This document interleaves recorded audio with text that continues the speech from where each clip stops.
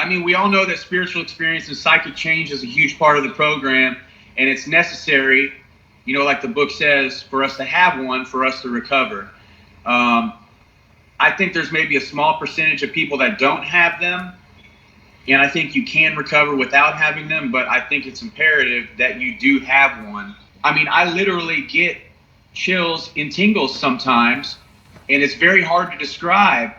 I mean, the best way that I could describe it is maybe emotion flowing through my body, you know, because I'm not in as good shape as you, but, you know, I'm going close to 2 years of no mind-altering substances, of no actions of purposely saying, hey, I'm going to get fucked up.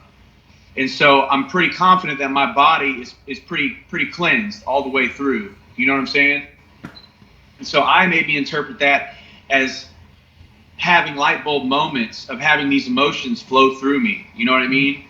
And yeah, I mean, I have a lot of examples. I mean, I'm kind of rambling. I want you to talk too. I'm trying to think of the ones that I had.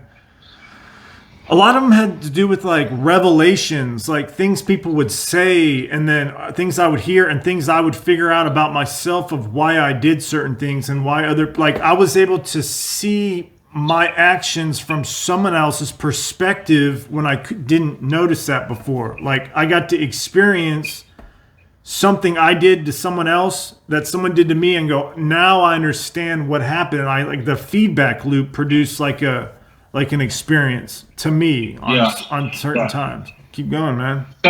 So on Saturday night, when we were in Florida, we went about 7 o'clock to this real nice restaurant. Had like surf and turf, great food, sat on the beach. So we get done with dinner. We take a bunch of pictures with each other, and we all kind of go our separate ways. 2 of the guys went back to the room because they were tired. Another guy went around taking pictures. And I was just chilling on the boardwalk. I mean, keep in mind, this is like South Florida. There's a boardwalk. There's concerts going on. There's tons of people everywhere. I mean, it's like, it's a party. You know what I mean? So I'm going down the boardwalk, and I see this little cafe. And sometimes I like to drink espressos after dinner. So I go sit at this cafe. This beautiful waitress from Brazil comes up. She's talking to me. Very nice. I order an espresso.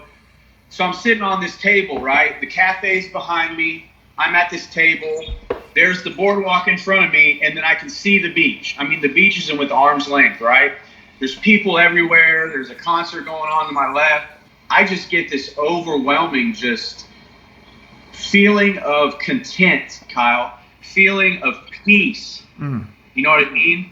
And I freaked out because I was so comfortable in my own skin with what was going on. And when you look at it, it's unique because, you know, it's loud. There's music going on. There's people walking around. There's people on the beach. The cafe is busy, all this stuff. And I'm just sitting there like stuck in time. Like I wanted to freeze that moment.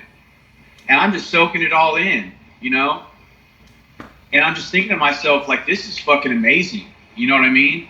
Like, never forget how badly you once wanted what you have now. And what I had right then was so motherfucking profound, I literally froze. I called my mom. She said, what are you doing? And I said, look, I don't know what's going on, but I just got to share this with you, you know. I love you. You're awesome. This is what I'm doing right now. And she fucking lost it. I mean, waterworks. I'm like, look, I'm not trying to make you cry. I'm just trying to share this moment with you. She's like, I know, I'm so happy. You know how moms get. So we talked for a little bit. Then I called another guy that I'm close with. He's got about 6 years sober. And this was awesome, right? So I called him. I'm like, yeah, this is what's going on. I tell him the situation. I said, I'm sitting here doing this, blah, blah. And he laughed, right? And I said, wow, that's fucking hilarious. Because I know you're not laughing to make fun of me. For some reason, I know you're laughing because you know exactly what I'm going through right now. He said, exactly. I'm smiling ear to ear right now.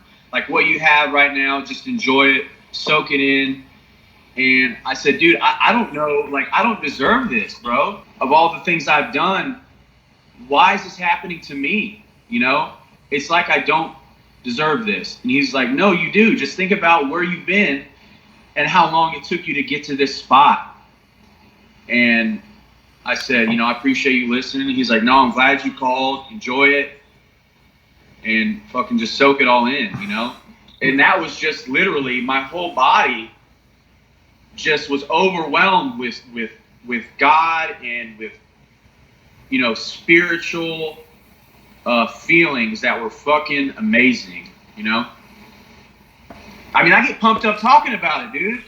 I mean, listen to me, you know what I'm saying? I get fucking excited about that shit. I get stoked about it. That's the type of shit that when you're in recovery, that's the type of shit that you gotta strive for, homie. You know what I mean? That's the shit that we want, that we do deserve, you know?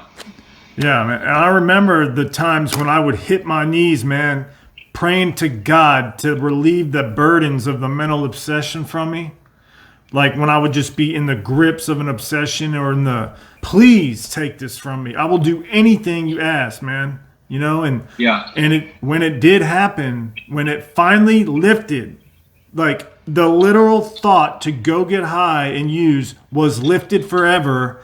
It was like I wanted to and had to follow through with my commitment to spirit that I was going to do whatever I was guided to do, you see?